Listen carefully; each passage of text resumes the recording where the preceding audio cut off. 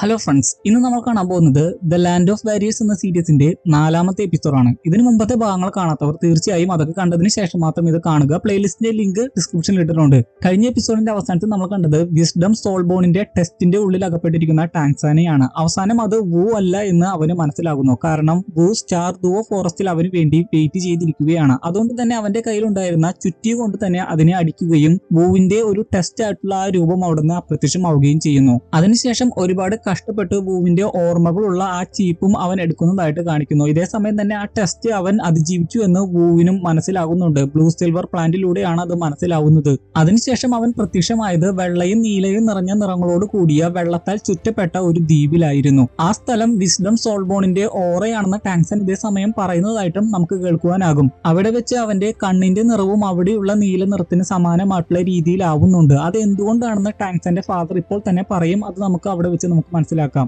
അതിനുശേഷം അവൻ ആ ടെസ്റ്റിൽ നിന്ന് ശരിക്കും പുറത്തു കടക്കുന്നു. ടാങ്സാന്റെ ഫാദറിന് അപ്പോൾ ഒരുപാട് സന്തോഷമാകുന്നു. ടാങ്സാന്റെ ഫാദർ പറയുകയാണ്, ഇപ്പോൾ മനസ്സിലായിട്ടുണ്ടാകും എന്തുകൊണ്ടാണ് നിന്റെ മൈൻഡ് ക്ലിയർ ആക്കണമെന്ന് ഞാൻ ആദ്യമേ പറഞ്ഞതെന്ന്. വിസ്ഡം സ്കള്ള് ഇതേപോലത്തെ ഇല്യൂഷൻസ് വഴിയാണ് ട്രയൽ നടത്തുന്നത്. ആ ഒരു ടെസ്റ്റിൽ പാസ് ആയാൽ മാത്രമേ നിനക്ക് എല്ലാത്തിനെയും അതിജീവിക്കാൻ സാധിക്കുകയുള്ളൂ. ആ ടെസ്റ്റ് ഇത്തിരി കഠിനമാക്കുന്നതിന് വേണ്ടി ഞാൻ എന്റെയും മെന്റൽ സ്ട്രെങ്ത് കൂടി അവിടെ പ്രയോഗിച്ചിട്ടുണ്ടായിരുന്നു. അതുകൊണ്ട് തന്നെയാണ് ആ ഇല്യൂഷനിൽ നീ കൂടുതലായിട്ട് വൂവിനെ കണ്ടത്. കാരണം വൂവിനോട് നിനക്ക് നല്ല ഒബ്സഷൻ ഉണ്ട്. അത് ഇല്ലാതാക്കുന്നതിന് വേണ്ടിയാണ് ഞാൻ അങ്ങനെയൊക്കെ ചെയ്തത്. ഈ ഒരു ഒബ്സഷൻ ഇല്ലാതാക്കിയാൽ മാത്രമേ നിനക്ക് പൂർണ്ണമായിട്ട് നിന്റെ കൾട്ടിവേഷനിൽ ഫോക്കസ് ചെയ്യാൻ സാധിക്കുകയുള്ളൂ. ടാങ്സാനും അത് മനസ്സിലാകുന്നു. റിസൾട്ടിൽ മാത്രമായിരുന്നു ടാങ്സാൻ എപ്പോഴും കോൺസെൻട്രേറ്റ് ചെയ്തിരുന്നത്. എങ്ങനെയെങ്കിലും നല്ലൊരു പോരാളിയായിട്ട് സ്ട്രോങ് ആയിട്ട് വൂവിനെ ചെന്ന് കാണണം, ആ ഒരു കാര്യത്തിൽ മാത്രമായിരുന്നു അവൻ ഫോക്കസ് ചെയ്തിരുന്നത്. പക്ഷെ ഇപ്പോൾ അവന്റെ തെറ്റ് മനസ്സിലായിട്ടുണ്ട്. അതുകൊണ്ട് തന്നെ ഫാദർ തനിക്ക് വേണ്ടി ഇത്രയൊക്കെ ചെയ്തതുകൊണ്ട് തന്നെ തന്റെ ഫാദറിന് അവൻ നന്ദി പറയുന്നു. ടാങ്സാന്റെ ഫാദർ അതിനുശേഷം പറയുകയാണ്, നിന്റെ ബ്ലൂ ഡീമൻ ഐ 3ാമത്തെ ലെവലിലേക്ക് പ്രവേശിച്ചിട്ടുണ്ട്. അതുകൊണ്ട് തന്നെയാണ് നേരത്തെ അവന്റെ കണ്ണിന്റെ നിറം മാറിയത്. ടാങ്സാൻ അതിനുശേഷം തന്റെ ഫാദറിനോട് വിവരിച്ച് പറയുന്നത് താൻ ചെന്നെത്തിയ ആ സ്ഥലത്തെ കുറിച്ചാണ്. നീലയും വെള്ളയും നിറഞ്ഞ വെള്ളത്താൽ ചുറ്റപ്പെട്ട ആ ദ്വീപിനെ കുറിച്ച് തന്നെ. അത് കേട്ട് കഴിയുമ്പോൾ തന്നെ ടാങ്സാന്റെ ഫാദറിന് സന്തോഷമാകുന്നു. കാരണം ആ സ്ഥലം അവന്റെ സ്പിരിച്വൽ സീ ആണ്. അവന് സ്പിരിച്വൽ സീയിൽ പ്രവേശിക്കാൻ സാധിച്ചെങ്കിൽ അവന്റെ ശക്തി ഒരുപാട് വർദ്ധിച്ചിരിക്കുന്നു എന്നാണ് അർത്ഥം. ഇതുവഴി അവന്റെ സ്പിരിച്വൽ പവർ ഉപയോഗിച്ച് തന്നെ അവിടെ ഒരു ബോഡി അവന് ക്രിയേറ്റ് ചെയ്യുവാൻ സാധിക്കും. ടാങ്സൺ അതെല്ലാം കേട്ടിട്ട് പറയുകയാണ്, അപ്പോൾ ഞാൻ ഒരുപാട് സ്ട്രോങ് ആയല്ലേ? ടാങ്സാന്റെ ഫാദർ അത് കേട്ട് പറയുകയാണ്, തിയറിറ്റിക്കലി നീ സ്ട്രോങ് ആയി എന്ന് പറയാം, പക്ഷേ വൂവിന് വേണ്ടിയാണ് നീ സ്ട്രോങ് ആയതെങ്കിൽ നീ സ്ട്രോങ് ആയി എന്ന് പറയുവാൻ സാധിക്കില്ല.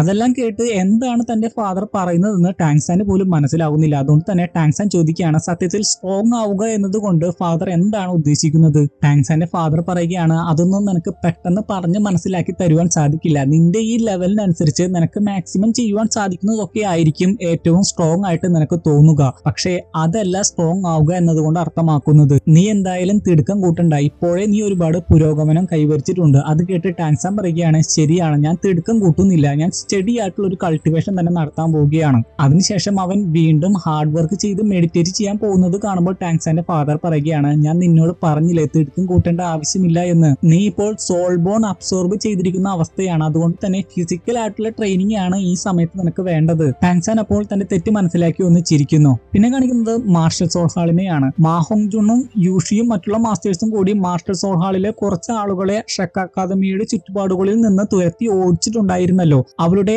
മാസ്റ്റർ ആണ് ബിബി ഡോങ്ങിന്റെ മുമ്പിൽ വന്ന് നടന്ന സംഭവങ്ങളൊക്കെ പറയുന്നത്. അതെല്ലാം കേട്ട് ബിബി ഡോങ് ആത്മകഥം ചെയ്യുന്നുണ്ട്, യൂഷിക്കല്ലാതെ വേറെ ആർക്കും ഇത് ചെയ്യുവാൻ സാധിക്കില്ലെന്ന്. അതിനുശേഷം വൂവിനെ കണ്ടുകിട്ടിയോ എന്ന് ചോദിക്കുന്നു. വൂവിനെ അവിടെ എങ്ങും കണ്ടില്ല, കാടിന്റെ ഏതെങ്കിലും ഒരു ഭാഗത്ത് പോയി അവൾ ഒളിച്ചിരിക്കുകയായിരിക്കുമെന്ന് ആ വ്യക്തി പറയുന്നു. അവൾ വളരെ പ്രധാനപ്പെട്ടതാണ്, അതുകൊണ്ട് തന്നെ കാട് അരിച്ചു പെറുക്കിയാണെങ്കിലും അവളെ കണ്ടുപിടിക്കണമെന്ന് ഗോസ്റ്റും ക്രിസന്തവും പറയുന്നു. അത് തന്നെ ബിബി ഡോങ്ങും ആവർത്തിച്ച് പറയുന്നുണ്ട്. അതിനുശേഷം ആ വ്യക്തി അവിടുന്ന് പോയി കഴിയുമ്പോൾ ബിബി ഡോങ് ക്രിസന്തുവിനോടും ഗോസ്റ്റിനോടും മാത്രമായിട്ട് പറയുകയാണ്, നമ്മുടെ പ്ലാൻ എക്സിക്യൂട്ട് ചെയ്യുവാനുള്ള സമയമായി. ഇപ്പോൾ 6 ക്ലാനുകൾ മാത്രമേ ഉള്ളൂ. ഹോത്തിയാൻ എല്ലാവരിൽ നിന്ന് വേർപെട്ട് ഏകാന്തതയിലാണ് പോയിരിക്കുന്നത്. അതുകൊണ്ട് നമുക്ക് ഒരു സെക്റ്റിനെ ഒഴിവാക്കാം. ബാക്കിയുള്ളത് 6 സെക്റ്റുകളും 2 സാമ്രാജ്യങ്ങളുമാണ്. Heaven ദുവോ സാമ്രാജ്യവും star ദുവോ സാമ്രാജ്യവും. നമ്മൾ ഉടനെ തന്നെ അവരുടെ മേൽ ആധിപത്യം പുലർത്തും. ഈ ലോകം മുഴുവനെയും നമ്മൾ ഉടനെ തന്നെ നമ്മുടെ കാൽക്കീഴിൽ കൊണ്ടുവരും. അതിനുവേണ്ടി നമ്മൾക്കിപ്പോൾ വേണ്ടത് ശക്തികൾ വർദ്ധിപ്പിക്കുക എന്നതാണ്.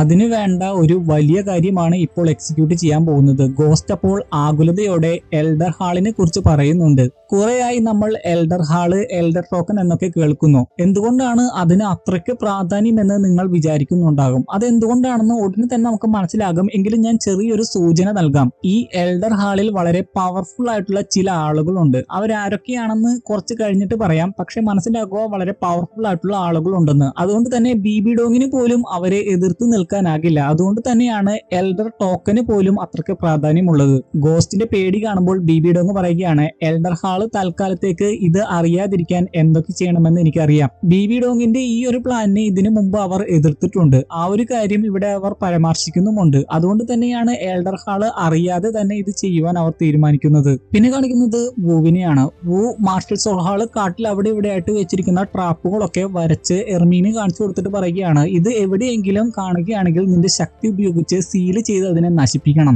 എർമിങ് ക്ലെവർ ആയതുകൊണ്ട് തന്നെ അത് മനുഷ്യരുണ്ടാക്കിയ ട്രാപ്പുകളാണെന്ന് അവന് മനസ്സിലാകുന്നുണ്ട്. അതിനുശേഷം അവൻ പറയുകയാണ്, മനുഷ്യർ ഭീരുക്കളാണ്, നേരെ നിന്ന് പോലും ഫൈറ്റ് ചെയ്യാനും അറിയാത്തവർ. എന്നാൽ എല്ലാവരും അങ്ങനെയൊന്നുമല്ല. ഒരു ദിവസം മനുഷ്യരും സോൾ ബീസ്റ്റുകളും ഒക്കെ ഒരുമിച്ച് ഐക്യത്തോടെ ജീവിക്കുമെന്നൊക്കെ വൂ പറയുമ്പോൾ, നിന്നെയും ടാങ്സാനെയും പോലെയാണോ എന്ന് എർമിങ് ചോദിക്കുന്നു. അത് കേട്ട് നാണത്തോടെ ഞങ്ങൾ ഡിഫറന്റ് ആണെന്ന് വൂ പറയുന്നുണ്ട്. അതിനുശേഷം ആ ട്രാപ്പുകളൊക്കെ നശിപ്പിക്കാൻ വേണ്ടി എർമിങ് അവിടുന്ന് പോകുന്നതായിട്ടും കാണിക്കുന്നു. പിന്നെ കാണിക്കുന്നത് ടാങ്സാന്റെ ഫാദറിന് ഒരുപാട് ഫ്രൂട്ട്സ് കൊണ്ടുവന്ന് കൊടുക്കുന്നതാണ്. എന്നാൽ അത് കഴിച്ച ഉടനെ തന്നെ തുപ്പിക്കളഞ്ഞുകൊണ്ട് ടാങ്സാന്റെ ഫാദർ പറയുകയാണ്, ഇത് ഫ്രഷ് അല്ല, പറിച്ച് 1 മണിക്കൂറിന് മുമ്പ് എത്തിച്ചാൽ മാത്രമേ ഫ്രഷ് ആയിട്ടുള്ള ഫ്രൂട്ട്സ് കിട്ടുകയുള്ളൂ. നീ ഇപ്പോഴേ ടയർഡ് ആയോ എന്ന് ചോദിക്കുമ്പോൾ ടാങ്സാൻ പറയുകയാണ്, ഇതേപോലത്തെ ട്രെയിനിങ് ഒന്നും എനിക്ക് കിട്ടിയിട്ടില്ല. സ്റ്റാമിനക്ക് വേണ്ടിയുള്ള ട്രെയിനിങ് ഒക്കെ അക്കാദമിയിൽ വെച്ച് കിട്ടിയിട്ടുണ്ട്. പക്ഷേ ഇതേപോലത്തെ സോൾ പവർ ഉപയോഗിച്ചുകൊണ്ടുള്ള ട്രെയിനിങ് ഒന്നും കിട്ടിയിട്ടില്ല. സോൾ പവർ ഒന്നും ഉപയോഗിക്കാതെ സ്റ്റാമിന വർദ്ധിപ്പിക്കാനുള്ള ട്രെയിനിങ് ഒക്കെ അവർക്ക് ഷ്രെക്ക് അക്കാദമിയിൽ വെച്ച് കൊടുത്തത് നമ്മൾ കഴിഞ്ഞ സീസണിൽ കണ്ടതാണ്. അതെല്ലാം കേട്ട് ടാങ്സാന്റെ ഫാദർ പറയുകയാണ്, എന്റെ മുറി ഉണങ്ങാനുള്ള പരിഹാരം എന്ന് പറഞ്ഞ് നീ തന്നെയാണ് ഇത് സജസ്റ്റ് ചെയ്തത്. എനിക്ക് തോന്നുന്നില്ല എനിക്ക് ഫ്രഷ് ആയിട്ടുള്ള ഫ്രൂട്ട്സ് ഒക്കെ കിട്ടുമെന്ന്. ടാങ്സാൻ പറയുകയാണ്, പറിച്ച് 1 മണിക്കൂറിന് മുമ്പ് തന്നെ ആ ഫ്രൂട്ട്സ് ഇവിടെ എത്തിക്കുക എന്നുള്ളത് അത്രയ്ക്ക് എളുപ്പമുള്ള കാര്യമല്ല. പക്ഷെ ഞാൻ വിട്ടുകൊടുക്കാൻ പോകുന്നില്ല എന്ന് പറഞ്ഞുകൊണ്ട് ഒരു കമ്പിൽ തീ കത്തിച്ചുകൊണ്ട് അത് അവന്റെ ഫാദർ കുടിക്കുന്ന വൈൻ പാത്രത്തിൽ ഇട്ടുകൊണ്ട് ഇത് കത്തിത്തീരും മുമ്പ് താൻ ഇവിടെ തിരിച്ചെത്തുമെന്ന് പറഞ്ഞുകൊണ്ട് ടാങ്സാൻ അവിടുന്ന് പോയി കഴിയുമ്പോൾ ടാങ്സാന്റെ ഫാദറിന് അല്പം ദേഷ്യമാകുന്നുണ്ട്. കാരണം അയാളുടെ വൈൻ സൂക്ഷിക്കുന്ന പാത്രത്തിനാണല്ലോ കത്തിക്കൊണ്ടിരിക്കുന്ന ആ സ്റ്റിക്ക് ഇട്ടുകൊണ്ട് ടാങ്സാൻ അവിടുന്ന് പോയത്. പോകുന്ന സമയത്താണോ തിരിച്ചു വരുന്ന സമയത്താണോ എന്നറിയില്ല, ഒരു മൃഗത്തിന്റെ കാൽപ്പാട് അവിടെ ടാങ്സാൻ കാണുകയാണ്. അപ്പോഴാണ് യൂഷി പറഞ്ഞു കൊടുത്ത കാര്യം അവൻ ഓർക്കുന്നത്. അതേപോലത്തെ മൃഗങ്ങളുടെ സോൾ റിങ് അവന്റെ ഹാമറിന് പറ്റിയ ബെസ്റ്റ് ഡിഫെൻസീവ് ആയിട്ടുള്ള സോൾ റിങ് ആണ്. അതിന്റെ ചോര കൂടി അവിടെ കണ്ടു കഴിയുമ്പോൾ അതിനെ പരിക്ക് പറ്റിയിരിക്കുകയാണെന്ന് ടാങ്സാന് മനസ്സിലാകുന്നു. ഇത് തന്നെയാണ് പറ്റിയ അവസരം എന്ന് മനസ്സിലാക്കി ഉടനെ തന്നെ അവൻ അതിനെ തേടി പോവുകയാണ്. ഇതേ സമയം തന്നെ അവന്റെ ഫാദർ പറഞ്ഞ കാര്യങ്ങളൊക്കെ അവൻ ഓർക്കുന്നുണ്ട്. ഈ ഒരു അവസരത്തിൽ അവനോട് എടുത്തു ചാടിയൊന്നും പ്രവർത്തിക്കരുതെന്ന് അവന്റെ ഫാദർ പറഞ്ഞിരുന്നു. പക്ഷേ ഇതേപോലത്തെ ഒരു അവസരം ഇനി വീണ് കിട്ടാൻ പോകുന്നില്ല എന്ന് മനസ്സിലാക്കിക്കൊണ്ടാണ് അവന്റെ ബ്ലൂ ഡീമൻ ഐ ഉപയോഗിച്ച് ആ ഒരു മൃഗത്തെ അവൻ കണ്ടുപിടിക്കുന്നത്. ആദ്യം അവന്റെ കയ്യിലുണ്ടായിരുന്ന ഷൂട്ട് ചെയ്യുന്ന ഒരു ടൂൾ ആയിരുന്നു ആ മൃഗത്തിന് നേരെ പ്രയോഗിച്ചത്. എന്നാൽ യൂഷി പറഞ്ഞതുപോലെ തന്നെ അതിന്റെ ഡിഫെൻസീവ് മെക്കാനിസം വളരെ പവർഫുൾ ആയിരുന്നു. അതിന്റെ വളരെ ഹാർഡ് ആയിട്ടുള്ള ഒരു പുറന്തോടായതുകൊണ്ട് തന്നെ അതിന് ഒന്നും ഏറ്റില്ല.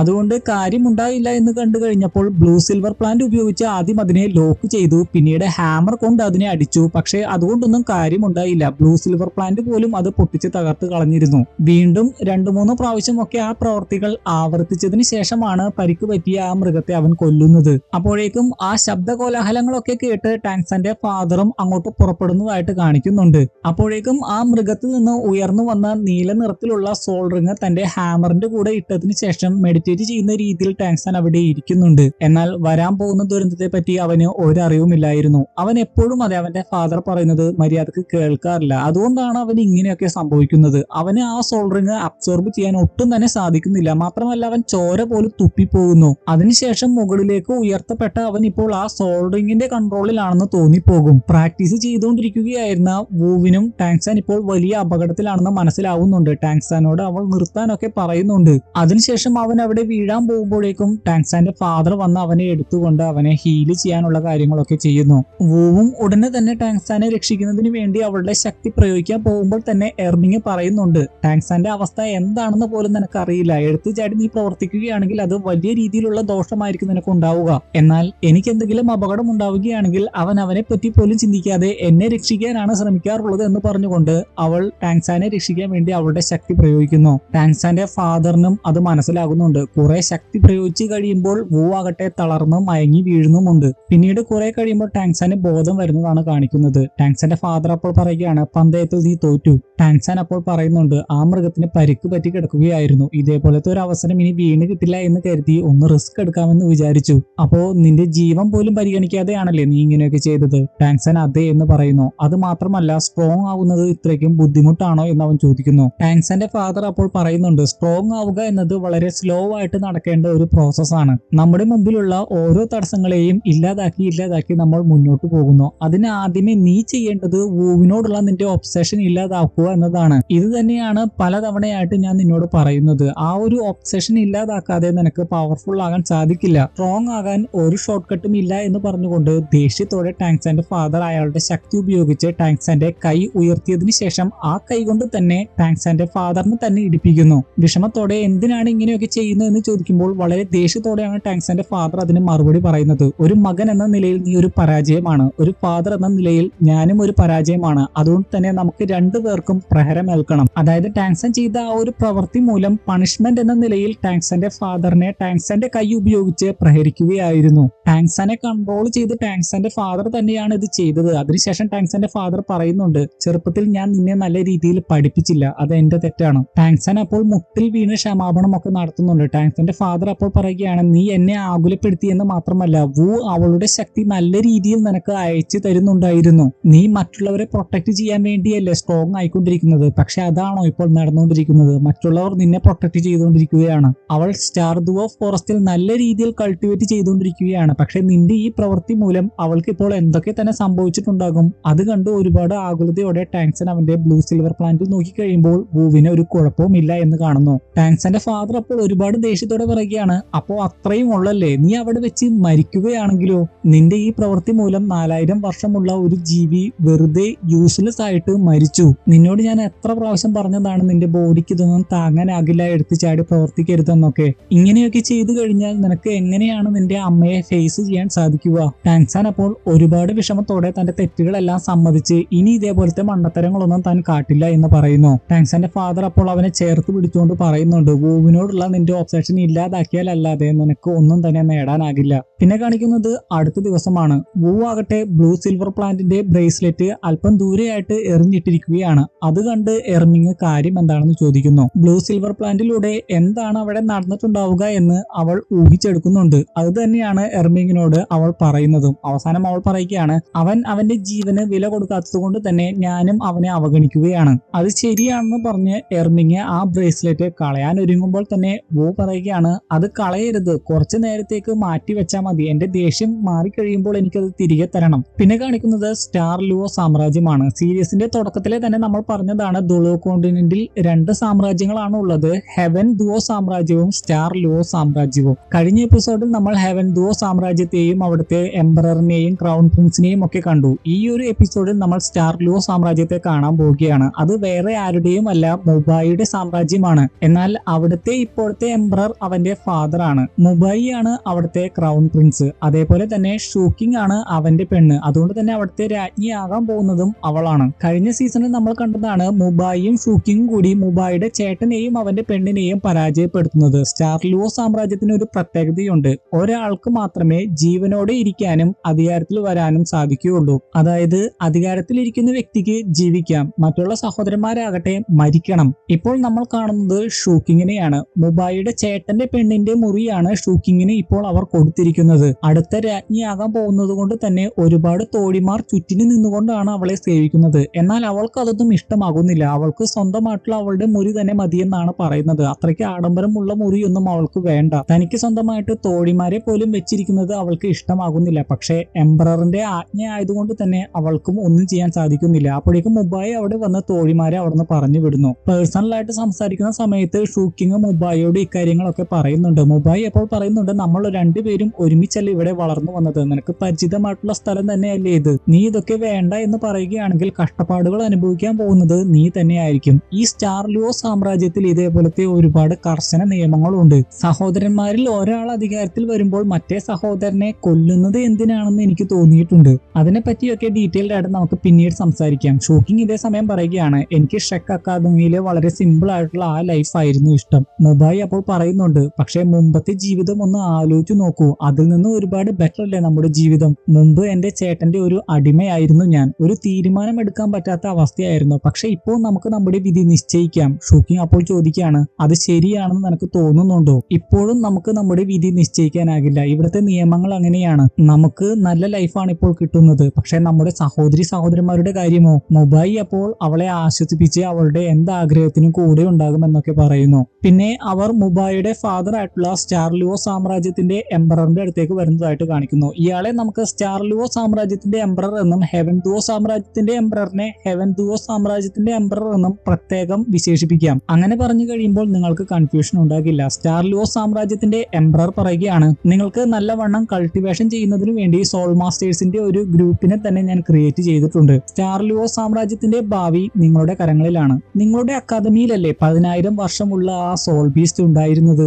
വൂവിനെ കുറിച്ചാണ് പറയുന്നത്. വൂവിനെതിരെ ആക്രമണം നടത്തണം എന്ന ഉദ്ദേശത്തോടു കൂടിയാണ് ഇയാൾ ഇങ്ങനെയൊക്കെ പറയുന്നത് എന്നാണ് തോന്നുന്നത്. അത് കേട്ടത് കൊണ്ട് തന്നെ മുബായി പറയുകയാണ്, മനുഷ്യരൂപത്തിലുള്ള സോൾ ബീസ്റ്റ് ആണ് അവൾ. ഷൂക്കിങ് പറയുകയാണ്, അത് മാത്രമല്ല അവൾ ഞങ്ങളുടെ ഫ്രണ്ട് കൂടിയാണ്. അത് കേട്ട് സ്റ്റാർ ലുവോ സാമ്രാജ്യത്തിന്റെ എംപറർ ദേഷ്യത്തോടെ പറയുകയാണ്, അതിനർത്ഥം ബിബി ഡോങ് അവളെ പിടിക്കാൻ പോവുകയാണെങ്കിൽ നിങ്ങൾ ബിബി ഡോങ്ങിനെ എതിരെ നിൽക്കുമെന്നാണോ? അവർ അതെ എന്ന് പറയുമ്പോൾ ദേഷ്യത്തോടെ എംപറർ പറയുകയാണ്, നിങ്ങളുടെ കരങ്ങളിൽ എങ്ങനെ വിശ്വസ്തയോടെ ഈ സാമ്രാജ്യം ഞാൻ ഏൽപ്പിക്കും? കേവലം ഒരു സോൾ ബീസ്റ്റിന് വേണ്ടി നിങ്ങൾ നിങ്ങളുടെ ജീവൻ ഇല്ലാതാക്കാൻ പോവുകയാണോ? അപ്പോൾ തൊട്ടപ്പുറത്തുണ്ടായിരുന്ന ഡ്യൂക്ക് ആയിരുന്നു എംപററിനെ ഒന്ന് ശാന്തമാക്കിയത്. അയാൾ പറഞ്ഞത് ഇങ്ങനെയാണ്, ഇവരിപ്പോൾ വന്നതല്ലേ ഉള്ളൂ, ഇവർക്ക് അതിനെ പറ്റിയൊന്നും വലിയ അറിവില്ലായിരിക്കും, നമുക്ക് പതുക്കെ ഇതെല്ലാം അവരെ പഠിപ്പിക്കാം. ഉടനെ തന്നെ കാമായിട്ട് എംപറർ പറയുകയാണ്, നിങ്ങൾ ഇതൊക്കെ ഉടനെ തന്നെ പഠിക്കുമെന്ന് കരുതുന്നു. അതിനുശേഷം പറയുകയാണ്, ഇനി നിങ്ങൾക്ക് പ്രധാനമായിട്ടും ചെയ്യേണ്ടത് മറ്റൊരു കാര്യമാണ്. സ്റ്റാർ ലുവോ സാമ്രാജ്യത്തിന് 2 അവകാശികൾ ഉണ്ടാകാൻ പാടില്ല. ചുരുക്കി പറഞ്ഞാൽ മുബായി അവന്റെ സഹോദരനെ കൊല്ലണമെന്ന്.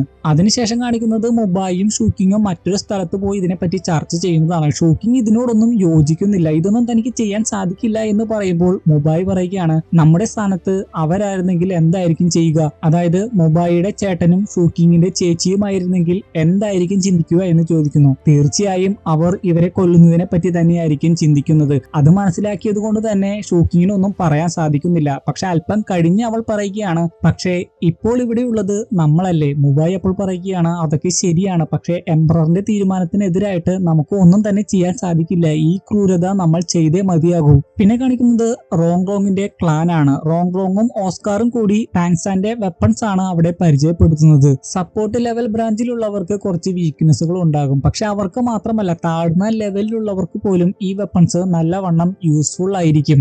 റോങ് അവിടെ ഉണ്ടായിരുന്ന ഗ്രാൻഡ്പ ജിയാനെ വിളിച്ചാണ് ആ വെപ്പൺസ് ടെസ്റ്റ് ചെയ്യുന്നത്. 3 പ്രാവശ്യം ആ വെപ്പൺസ് ഒക്കെ ഉപയോഗിച്ച് ഗ്രാൻഡ്പ ജിയാനെ റോങ് അറ്റാക്ക് ചെയ്യുന്നുണ്ട്. 3 പ്രാവശ്യവും അയാൾ അതിൽ നിന്നെല്ലാം ഒഴിഞ്ഞു മാറുന്നുണ്ടെങ്കിലും അത് അയാൾക്ക് ശരിക്കും ഇഷ്ടപ്പെടുന്നുണ്ട്. ലെവൽ 40-ന് താഴെയുള്ളവർക്ക് അത് ശരിക്കും ഉപകാരപ്പെടുമെന്ന് അയാൾ പറയുന്നു. ഓസ്കാറും റോങ്ങും ഒരുമിച്ച് അറ്റാക്ക് ചെയ്യുന്ന സമയത്ത് ഗ്രാൻഡ്പ ജിയാന് അയാളുടെ ഒരുപാട് ശക്തികൾ പ്രയോഗിക്കേണ്ടി വന്നിരുന്നു. അതുകൊണ്ടാണ് അതിൽ അയാൾ ഇംപ്രസ്ഡ് ആയത്.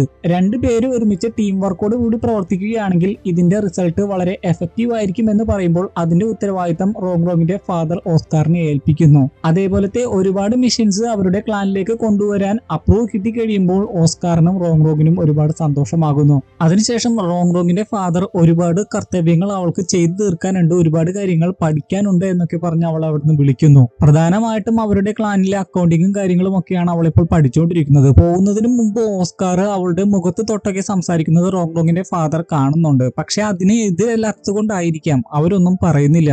അതിനുശേഷം കാണിക്കുന്നത് റോങ്ങിന്റെ ഫാദർ അവൾ ചെയ്ത അക്കൗണ്ടിങ്ങും കാര്യങ്ങളും ഒക്കെ പരിശോധിക്കുന്നതാണ്. എന്നാൽ അത് മുഴുവനും പൊട്ട തെറ്റായിരുന്നു. ഒരുപാട് നഷ്ടമുണ്ടാക്കുന്ന രീതിയിലുള്ള അക്കൗണ്ടിങ് ഒക്കെ ആയിരുന്നു അവൾ ചെയ്തു വെച്ചിരുന്നത്. അതിന്റെ പേരിൽ റോങ്ങിന്റെ ഫാദർ ചെറിയ രീതിയിൽ അവളെ ശകാരിച്ചു തുടങ്ങിയതായിരുന്നു. പക്ഷെ അവളുടെ ദയനീയതയോടെയുള്ള മുഖഭാവം കണ്ടതുകൊണ്ടാണോ എന്നറിയില്ല, ഗ്രാൻഡ്പ ജിയാൻ അതിന്റെ ഇടയിൽ കയറി പറയുകയാണ്, പക്ഷെ അവളുടെ കൈയക്ഷരം ഒരുപാട് മെച്ചപ്പെട്ടിട്ടുണ്ട്, നമ്മുടെ ക്ലാനിന് ഒരുപാട് പണമുള്ളതല്ലേ, അതുകൊണ്ട് ഇതൊന്നും കുഴപ്പമില്ല എന്നൊക്കെ പറഞ്ഞ് റോങ്ങിന് വേണ്ടി വാദിക്കുകയാണ് ഗ്രാൻഡ്പ ജിയാൻ. അതുകൊണ്ട് തന്നെ റോങ്ങിന്റെ ഫാദറിനും ഒന്നും പറയാൻ സാധിക്കുന്നില്ല.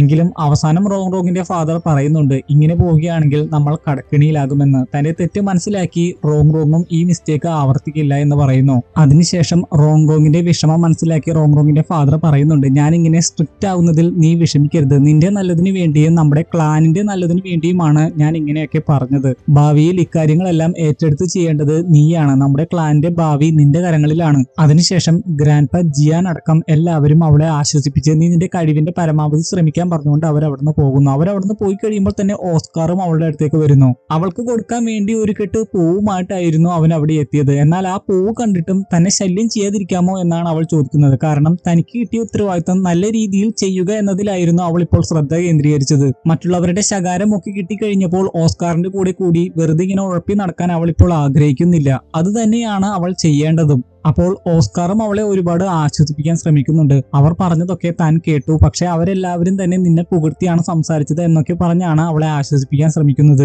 എന്നാൽ അതെല്ലാം തന്നെ നുണയാണെന്ന് റോങ്റോങ്ങിന് അറിയാം. അവൾ പറയുകയാണ്, മുമ്പൊക്കെ ഞാൻ ഇത് നല്ലവണ്ണം ചെയ്തിരുന്നതാണ്. ശരിയാണ്, ഈ ക്ലാൻ ഒരുപാട് റിച്ച് ആണ്, പക്ഷെ അതിനനുസരിച്ച് ബിസിനസ്സും ഒരുപാട് ശിഷ്യന്മാരും ഉണ്ട്. അതെല്ലാം മാനേജ് ചെയ്യുന്നത് എന്റെ ഫാദർ ആണ്. ഫാദറിനെ എനിക്ക് സഹായിക്കാൻ സാധിക്കുന്നില്ല എങ്കിൽ എനിക്ക് അവരെ ഒന്ന് ഫേസ് ചെയ്യാൻ സാധിക്കില്ല. അതിനുശേഷം അവരുടെ പ്രതീക്ഷകൾ ഒന്നും താൻ തെറ്റിക്കില്ല എന്ന് പറഞ്ഞ റോങ്റോങ് കടുത്ത തീരുമാനങ്ങളൊക്കെ എടുക്കുമ്പോൾ ഓസ്കാർ പറയുകയാണ്, നീ നിന്നെ തന്നെ പുഷ് ചെയ്യേണ്ട ആവശ്യമൊന്നുമില്ല. മറ്റുള്ളവരുടെ എക്സ്പെക്ടേഷൻ അനുസരിച്ച് നീ ജീവിക്കേണ്ട ആവശ്യമില്ല. ശരിയാണ്, നീ ഹാർഡ് വർക്ക് ചെയ്യണം, പക്ഷെ നീ നിന്നെ തന്നെ ഫോഴ്സ് ചെയ്യാൻ ശ്രമിക്കരുത്. പലപ്പോഴും അത് യൂസ്ലെസ് ആയിരിക്കും. റെസ്റ്റ് എടുക്കേണ്ട സമയത്ത് പ്രോപ്പർ ആയിട്ട് റെസ്റ്റ് എടുക്കുക തന്നെ വേണം. നിന്റെ മൈൻഡ് ഇപ്പോൾ സ്ട്രെസ്ഡ് ആണ്. നീ ഒരു കാര്യം മനസ്സിലാക്കണം, നീ ഈ ക്ലാനിൽ ജനിച്ചിട്ടില്ലായിരുന്നെങ്കിൽ പോലും ഈ ക്ലാൻ ഇതേപോലെ തന്നെ മുന്നോട്ട് പോകുമായിരുന്നു. അതിനുശേഷം അവളുടെ മൈൻഡ് ഫ്രഷ് ആക്കാനാണെന്ന് പറഞ്ഞ് വിജനമായ മനോഹരമായ ഒരു സ്ഥലത്തേക്ക് ഓസ്കാർ അവളെ കൊണ്ടുവരുന്നു. അവിടെ എത്തിയതിനു ശേഷം എന്തെങ്കിലും വാക്കുകൾ ഉച്ചത്തിൽ ഷൗട്ട് ചെയ്യുകയാണെങ്കിൽ അവളുടെ സ്ട്രെസ് മാറുമെന്നൊക്കെ ഓസ്കാർ പറയുന്നു. അവനും അത് കാണിച്ചു കൊടുക്കുന്നു. അതിനുശേഷം അവളും അതേപോലെ ഷൗട്ട് ചെയ്ത് കഴിയുമ്പോൾ അവൾ അല്പം ഹാപ്പി ആവുന്നത് പോലെ കാണിക്കുന്നുണ്ട്. പക്ഷേ എന്നിട്ടും എല്ലാവരെയും സാറ്റിസ്ഫൈ ചെയ്യണം എന്ന ഒരു ആശയത്തിൽ തന്നെയാണ് അവൾ ഉറച്ചു നിൽക്കുന്നത്. അത് കേട്ട് ഓസ്കാർ പറയുകയാണ്, ഞാൻ നിന്നോട് നേരത്തെ പറഞ്ഞില്ലേ, എല്ലാവരെയും സാറ്റിസ്ഫൈ ചെയ്യാൻ നിനക്ക് സാധിക്കില്ല, നിനക്കെന്നല്ല ആർക്കും അത് സാധിക്കില്ല. അങ്ങനെ ശ്രമിച്ച് നിന്റെ ലൈഫിലേക്ക് ഒരുപാട് റൂൾസും റെസ്ട്രിക്ഷൻസും കൊണ്ടുവരുമ്പോഴാണ് നിന്റെ ഹാപ്പിനെസ് ഇല്ലാതാകുന്നത്. ഹാപ്പി ആയിട്ടിരുന്നാൽ മാത്രമേ മാക്സിമം നല്ല കോൺട്രിബ്യൂഷൻസ് നിനക്ക് നടത്താനാവുകയുള്ളൂ. ശേഷം അതെല്ലാം ഫോളോ ചെയ്ത് അവളും ഹാപ്പി ആയിട്ട് ചിരിക്കുന്നതായിട്ട് കാണിക്കുന്നു. പിന്നെ കാണിക്കുന്നത് ബേബി ഡോങ്ങിനെയാണ്. വലിയ ഒരു കൊക്കൂൺ പോലെയുള്ള ഒരു സംഭവത്തിൽ നിന്ന് ബേബി ഡോങ് അവളുടെ സോൾ ബോണുകൾ ഉപയോഗിച്ച് കൾട്ടിവേഷൻ എടുക്കുകയാണ്. ആ കൊക്കൂണുകളുടെ ഉള്ളിൽ എന്താണെന്ന് ഉടനെ തന്നെ നമുക്ക് മനസ്സിലാകും. ടാൻസാനി എട്ടുകാരിയുടെ ഒരു സോൾ ബോൺ ഇല്ലേ, അതിന് സമാനമായിട്ടുള്ള വളരെ പവർഫുൾ ആയിട്ടുള്ള ഒരു സോൾ ബോൺ ആണ് ബേബി ഡോങ്ങിനുള്ളത്. ഇതുവഴി നമുക്ക് മനസ്സിലാക്കാം ടാൻസാനുമായിട്ട് ബേബി ഡോങ്ങിന് ഒരുപാട് സാമ്യതകളുണ്ട്. ഈ ഒരു സാമ്യത മാത്രമല്ല, രണ്ടുപേർക്കും ട്വിൻ മാർഷൽ സോൾ ആണുള്ളത്. ആ ഒരു കൊക്കൂണിൽ നിന്ന് സോൾ ബോൺ ഉപയോഗിച്ച് ഒരുപാട് എനർജി അവൾ വലിച്ചെടുക്കുന്നു. അപ്പോഴാണ് നമ്മൾ കാണുന്നത്, അന്ന് ഗോസ്റ്റ് കുറച്ച് പേര് പിടിച്ചുകൊണ്ട് പോയില്ലേ, അതിൽ ഒരു സോൾ മാസ്റ്റർ അവിടെ ബോധമില്ലാതെ കിടക്കുന്നുണ്ട്. അപ്പോഴേക്കും ബോധം വരുന്ന അവൻ ദേഷ്യത്തോടെ ബേബി ഡോങ്ങിനോട് പറയുകയാണ്, സോൾ മാസ്റ്റേഴ്സിനെ ഉപയോഗിച്ച് നീ കൾട്ടിവേഷൻ നടത്തുകയാണ്, നീ മാർഷൽ സോൾ ഹാളിന് ഒട്ടും യോജിച്ചവളല്ല.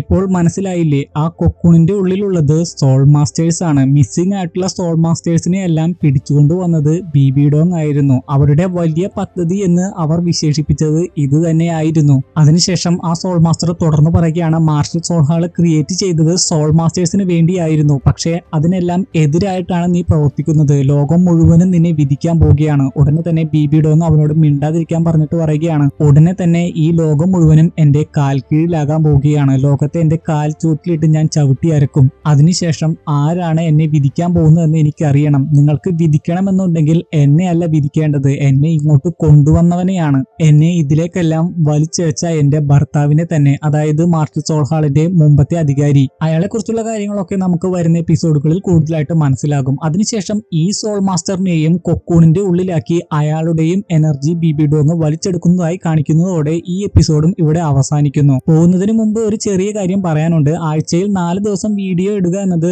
ചിലപ്പോൾ എനിക്ക് ബുദ്ധിമുട്ടുള്ള കാര്യമായിരിക്കും. അങ്ങനെ ബുദ്ധിമുട്ടൊക്കെ വരുന്ന സമയത്ത് ആഴ്ചയിൽ 3 വീഡിയോ ഇടുകയുള്ളൂ. ആ 3 വീഡിയോയും ദ ലാൻഡ് ഓഫ് വാരിയേഴ്സ് തന്നെയായിരിക്കും. The Dirk Gently holistic detective agency എന്ന സീരീസ് ആരെങ്കിലും കാണുന്നുണ്ടെങ്കിൽ കമന്റ് ചെയ്യാൻ മറക്കരുത്. അപ്പോൾ ഇന്നത്തെ വീഡിയോ ഇഷ്ടപ്പെട്ടെങ്കിൽ തീർച്ചയായും ലൈക്ക് ചെയ്യാൻ മറക്കരുത്. ചാനൽ ഇതുവരെയും സബ്സ്ക്രൈബ് ചെയ്യാതെ ആരെങ്കിലും കാണുന്നുണ്ടെങ്കിൽ ഉടൻ തന്നെ സബ്സ്ക്രൈബ് ചെയ്യുക, നോട്ടിഫിക്കേഷൻ എനേബിൾ ചെയ്തിടുക, മറക്കാതെ ഹൈപ്പും ചെയ്യുക.